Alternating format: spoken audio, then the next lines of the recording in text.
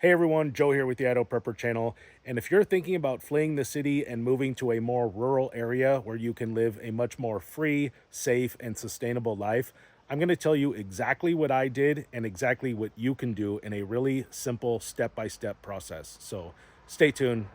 This should be a good one.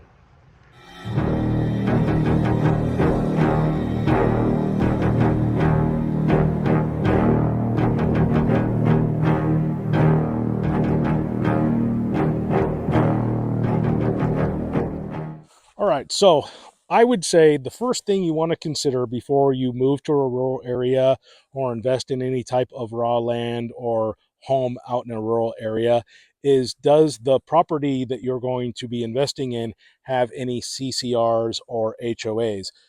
CCRs meaning covenants, conditions, and restrictions, and HOAs being like homeowner associations restrictions. Because if so, and especially if it's raw land, you want to make sure there aren't a lot of restrictions, and then you buy the home and realize that you can't build the house that you want, or you can't have chickens, or you can't have livestock, or you can't take from the water or something like that. So make sure that there aren't any CCRs or HOAs. So the next thing you want to consider is water. It's definitely probably the most important part of any piece of land, especially if the land is raw and there isn't already a well established on the land. So make sure that the water table is not too far, because the last thing you want to be doing is drilling 300 feet or more for water, because you're just going to be spending a ton of money. I've heard a lot of nightmare stories of people buying land and not thinking about the water situation. And then they go, they build their house, they do everything, and then they go to drill the well, and they're drilling and drilling and drilling and, hundreds of feet. It's like over $100,000 to drill a well. And at the end, they don't even get any water. And so there's actually a lot of stories like that, especially in the area that I live in. So make sure that the water table isn't too far, and if it is, you have the money to afford putting a deep well in like that. The other thing you want to consider as far as water is the water that is available. Is it clean? Is it drinkable? Is this water that you're going to have to filter? Because if the water has like a little bit of rust, or has a little bit of sediment or iron in it, that's fine. You can filter it out. Like our well has actually a lot of iron, and so we rely on a water softener, but it's okay. But it is something to consider. You're going to end up having to buy a water softener and then buy the water softening tablets like every so often, and keep it maintained. It's just extra work to kind of maintain your water situation. Also, if you're going to be drilling really deep, say like 200 feet or more, you also have to consider that you're going to need a stronger pump to get that water up out of your well, which means you're going to be drawing more power from that well. Whereas if you have a shallow well, our well is actually pretty shallow. It's like 30 feet, so we don't need, it's more than 30 feet, but we don't need a really extravagant pump to get the water out, because it's just not that deep. So it saves us in that regard. It saves us money on the electric. So just make sure that your water situation is sound, and all that information can be provided by your city, the county. They have all of the history of the water and can tell you the water table index and the history of the wells that have been dug in your area. So the other thing to consider, and this is actually more of a plus, I mean, it could be a burden, but make sure that the property, or I shouldn't say make sure, but if you can find property that backs up to, say, timberland or national forest or something, but like a lot of land that is like huntable, like public land, that's a huge bonus. But if like your property backs up to, like, I don't know, BLM, or some type of agency that you don't want to be associated with, make sure that you're clear there. But ideally, you want your land to be backed up to some timberland that you can access and hunt during hunting season. It's just a huge bonus. So, like for instance, the area that I'm in, we have a lot of like huntable public timberland just to the west of us, but it's totally inaccessible by me. And there's only like a few people who have access to it, which isn't a big deal. It just means you end up having to like schmooze those neighbors that have access so you can access it to during hunting season. But if you can find property that backs up to hunting land, that's just a huge, huge bonus. The other thing you'll definitely want to consider before buying a home, especially if it's raw land you haven't built yet, is does the soil perk? Because if because you will be putting in a septic system, and you're going to want to make sure that you can put in a leach field where the gray water can absorb into the soil. If not, you can't put a proper septic system in, and you're relying on like alternative ways of dealing with your waste, which can be extremely expensive and non-sustainable. So make sure that the soil on the property perks. All right, another thing to think about, and this is something that a lot of people missed. In fact, it's actually something that we kind of missed, and that is sun exposure. So, if you are planning on having a garden, which is kind of like an important thing to have if you're going to be sustainable, make sure that the property that you're on gets good sun exposure so you can put in a garden and have a nice thriving garden. Unfortunately, that is one of like the downsides of the area that we live in, or I should say the spot where our house is situated, is we don't get a lot of sun because we're kind of backed up against a big hill, and the trees block out a lot of sun. Unfortunately for us, we do have a garden. It doesn't do very well because it doesn't get much sun, and it's kind of in an awkward spot that's just not ideal. And so, just something to consider: how much sun exposure does your property get for your garden? Another thing to consider is how much of your property is usable land. So a lot of times, if you're online and you're searching for property, you'll see these deals where it's like 10 acres or something for some crazy low price, and then you go out and you realize that 95% of the land is just like big steep hills that you can't do anything on. So make sure that your property, the bulk of it is usable, especially if you're going to have livestock and gardens and stuff. You're going to want to have a lot of flat land. This doesn't mean that you can't, if you have some hills, like our property is actually, it's pretty hilly, and we ended up having to terrace quite a bit of it in order to use it. But I would say the biggest drawback is just make sure that the access isn't too steep, especially if you live in a colder region, because like here we get a lot of rain, and then the temperatures will plummet, and then you end up with ice. And the last thing you want is a steep icy driveway. And there's a lot of people in this area that have found themselves in this situation. In particular, the property next door has a really steep driveway, and it was having a really hard time selling for that reason. And I think each person that like sold the property just totally did not disclose that to the buyer. I will say that the guy who did purchase this land, he came over and he asked me, is there anything I should know about this land before buying it? And I was like, yeah, your driveway is really steep, and you are going to have a really difficult time accessing your, whatever you build up on top in the wintertime. And he kind of just was like, kind of waved me off and was like, oh, no, I can handle it. And I was like, okay. And sure enough, winter came, and he couldn't even get halfway up the hill. So it's just, something to consider. Even if you end up paving it, it can still be inaccessible. So make sure that the property is accessible, not only by you, but make sure that it's accessible by fire trucks or cement trucks. Because if you plan on building anything that requires cement, you're going to need to make sure that a cement truck can get to your property.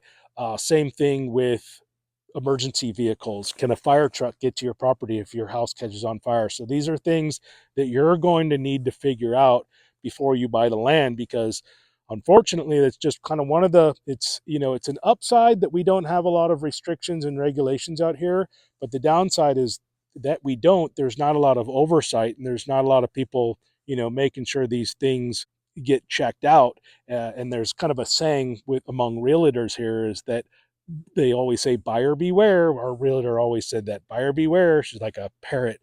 But it basically, they're saying it's up to the buyer to do his or her due diligence to make sure that the property is sound, because if it's not, it's on you, it's not on anybody else. So you have to really do your homework and make sure that these things all check out before you purchase the property. With that being said, the same goes for your house. So if you're buying a piece of property with a house that's already on it, make sure that you get a really good qualified home inspector, or you do the home inspection yourself if you're a contractor, and do it very thoroughly. Because the thing is, a lot of these homes that are built out in the county and in these rural areas are built by unqualified people. There's no oversight. They weren't building it to code or anything, and so they're cutting corners trying to save money. And it might look good on the outside, but you realize, once you get on the inside, like, it just wasn't done right, the foundation wasn't deep enough, or things like that. So definitely something to consider. Also, make sure that you have good drainage, because I know that there's a lot of issues with homes where they're built on hillsides or whatever. There's a lot of land, or a lot of springs on the land, and that water is just going into the house. And the seller isn't obligated by law to disclose those things. So it's up to you to do your due diligence on that stuff before you purchase the land. All right, the next really important thing to consider is your neighborhood and your neighbors. Knock on doors, get to know the people who live next to you or live in the area, because the last thing you want to do, you make sure everything checks out, and you buy the home, and then you realize you have a crazy neighbor, and they're just going to make your life a living hell, and you're just stuck, in a house with, a crazy person next door to you, and it's like a miserable experience every day. So I would say get to know the neighborhood, make sure that everybody is normal, and is friendly. It's huge, because here, fortunately for us, that's actually one of the greatest benefits of where we live. Is we live in such a good community. The people here are really friendly, and, like, believe it or not, like, the people in this area, we actually come together. We have a meeting hall not too far from where I live, and everybody in this community gets together, and we actually talk about like what we would do if there was civil unrest, or it was like a grid down. We actually have like preparedness get together, because so many people around here are like minded. We also have like a lot of people that can actually help out. We have ranchers here, farmers here, so we actually, if things were to get so bad, this community that I'm in could be fully sustainable really quick, because we just have so many resources. So we have a lot of doctors on this street, we have nurses on this street. Like I said, we have farmers, ranchers, a lot. We got a guy, there's a guy up the way that has a huge farm, and pretty much grows acres of vegetables and fruit. So, and we all communicate with each other in terms of, like, yeah, we're all going to help each other out. If this happens, this is what I can provide, like, and this is what they can provide, things like that. So it's really cool to have a community like that. And we actually have like a lot of retired military and some active military here. So as far as like creating like a defensible perimeter in this area, it would not be too difficult to gather up enough able-bodied men here to defend this area. The other thing that was kind of interesting is, not too long ago, because we're kind of in a tight knit area and everybody knows everybody, if a stranger comes through, or a strange car, drives through, like, everybody is aware. Like, we know when somebody doesn't belong. And so there was a person not too long ago that was kind of spotted, and one of the neighbors saw him, and him and another neighbor got together and followed this guy around, and he actually ended up going to some house that was unoccupied, because there are some like vacation homes here, and I think that's kind of the target to some of these criminals, is they'll go around looking in like what kind of looks like a vacation areas, and they're looking for these vacation homes that they know are unoccupied and are easy targets. But the thing they are not accounting for is the fact that we have a very tight knit neighborhood watch group in this area. So it's just a really awesome thing to have and to be a part of. So the other thing to think about is, how far away from the city do you want to live? I mean, how rural do you want to be? Do you want to be, 15 minutes outside of town, or do you want to be like 2 hours outside of town? And it really just depends on how sustainable you plan on being. If you're going to be fully sustainable, where you're not relying on the city for anything, then it doesn't matter. But if you're still reliant on the city for some things like groceries, day-to-day stuff like that, or even your job, you're not going to want to live too far outside of the city, especially during the winter months. Is because the roads, when in a rural area, they don't get plowed as well or as frequently as the roads inside of the city area. So if you're dependent on a job in the city and you got to be at work at a certain time, you're probably going to end up finding yourself late for work like every day in the winter, which is not good, and you'll probably end up being let go. So something to consider. But if you work remotely, then you don't have that concern, and your income can just come and stay from home, which is kind of the ideal situation, and probably something that I would encourage all of you to do if you are considering moving to a rural area, is that you are not dependent on like having to drive into the city every day for work. So if you can put together some type of career that is internet based and you can work remotely, that is like the ideal situation for living in a rural area. But just because, let's say, you're in the trades like me, it's not something that you have to completely write off. I know a lot of people, that's like their one hang up, like about moving out into a rural area and living a more sustainable life, is they think like, well, how am I going to make money? I'm going to go live out in the sticks and there's no money. Well, I'll tell you right now, if you're in the trades, that's like a old wise tale, because the thing is that when we first moved here, we actually lived in a much smaller town further north, and I was way busier there than I am where we are now, which is a lot busier. So it's kind of a misnomer that if you're in the service industry, that there's just not a lot of work for you in these smaller towns. And the reason why I think that's changed a lot, I mean, that may have been true 20, 30 years ago, but the reason why I think that's changed is you've actually, in the last decade or so, especially in the last decade, you've actually had a lot of wealthy people who are retiring and they're moving to these rural areas to kind of live out their retirement in the woods and in nature. Well, these people, they still need stuff done to their homes. So most of the service calls that I get are like these big fancy homes way out in the mountains. And these people just have a really hard time finding people to work on their homes, paint their homes.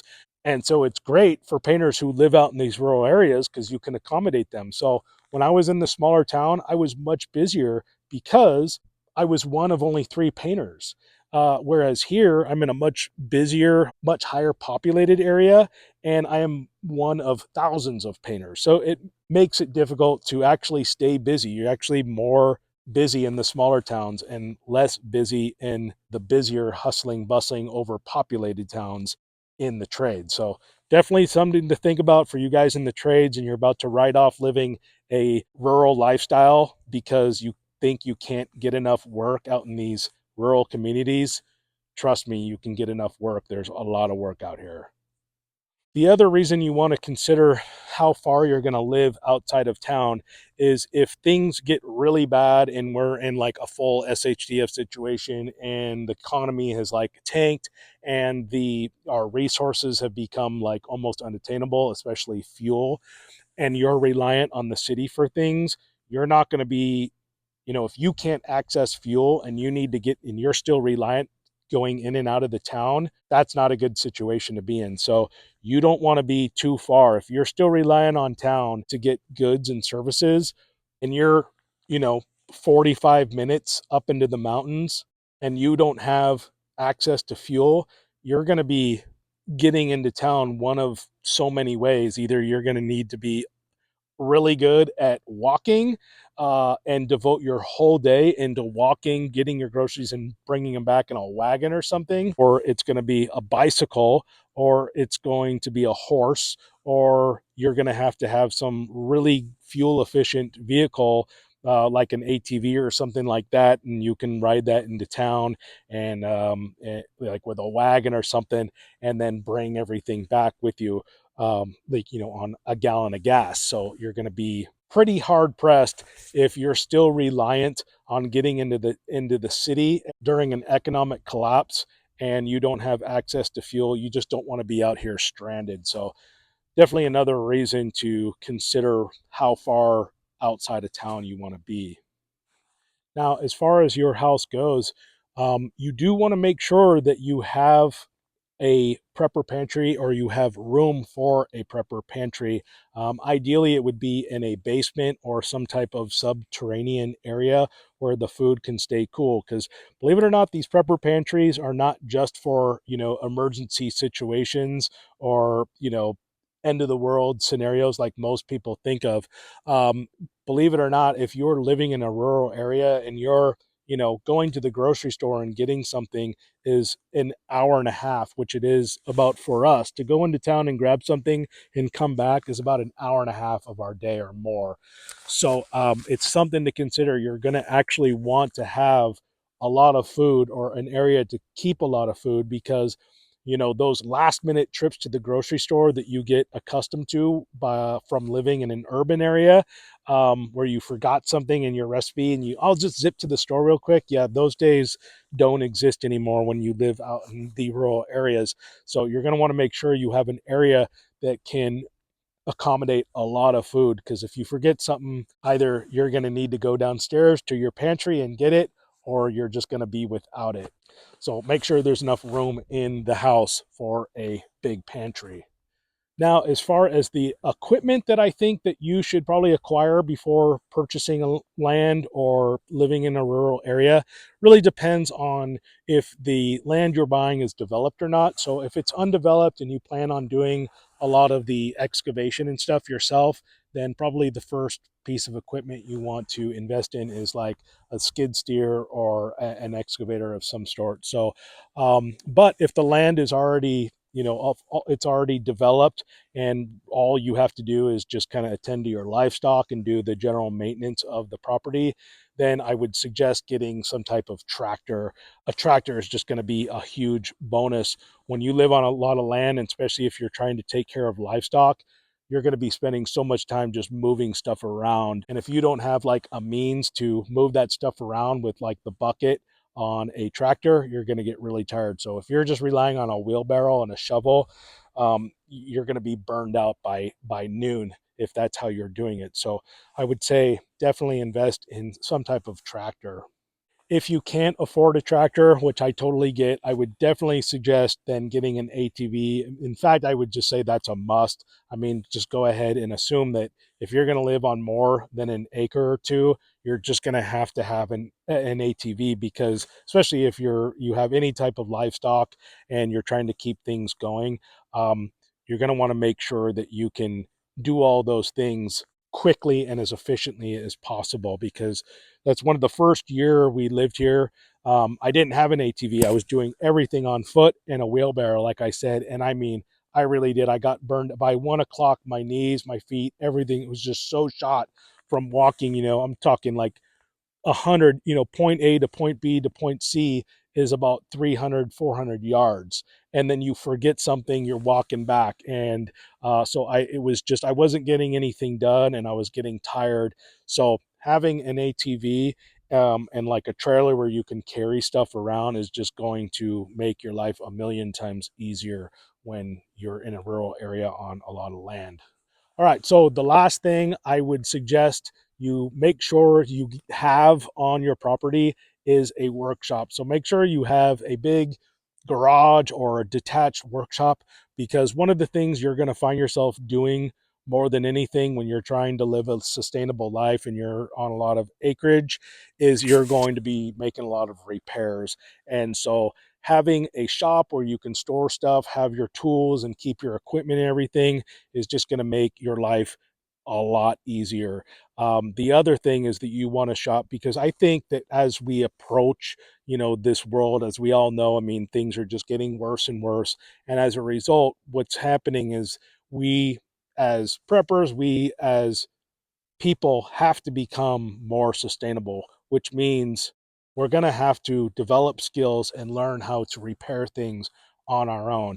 I did make a video about this not too long ago. It was actually a video of my workshop and kind of my thinking, but that is, I think, something that is just becoming more and more of a critical thing as we move towards this failing situation of a country. Is just it's going to be a lot more difficult to get things done. And not only that, and what I've been finding and a lot of other people who I've been talking to is like we're kind of going into this realm where things are becoming more expensive, but the quality of everything is going down at the same time. And I think, and I've already experienced this where it's like you bring your car to get repaired, and the mechanic hands you a $3,000 bill and your car unrepaired. That's actually happened to me a few times. Not quite $3,000, but I mean, I've spent a lot of money getting my vehicles fixed that and never really got fixed. And because not only is are the skill levels tanking, but the morality is tanking, and people are just like, whatever, screw you, like go deal with it, it's not my problem. And so there you are without money that you didn't have, but you still have a broken car. And I kind of started finding myself in that situation more and more each year, especially as I've been living out here and realizing like, man, like we're on our own, like we're going to have to learn how to fix this stuff ourselves. Otherwise, it's just you're not going to be able to have stuff. And I mean, it's almost to a point where it doesn't even matter how much money you have. I mean, if we don't have people that know how to fix things, things aren't going to get fixed. So if you want something fixed, you're going to have to learn how to fix it yourself. And so I'm a big proponent of developing skills and learning how to fix things if we're going to survive in this future of ours. All right, guys. Well, that's going to do it for me today. I hope you enjoyed the video. If you have any questions for me, go ahead and leave them in the comment section. And if you're interested in any of the things that you saw in today's video, I'll make sure to put them in the link in the description. Also, if you haven't done so already, please make sure to subscribe to my channel and hit that thumbs up button. And if you want to see more videos like this in the future, go ahead and hit that notification bell at the top of your screen. So with that said, until the next time, stay prepared.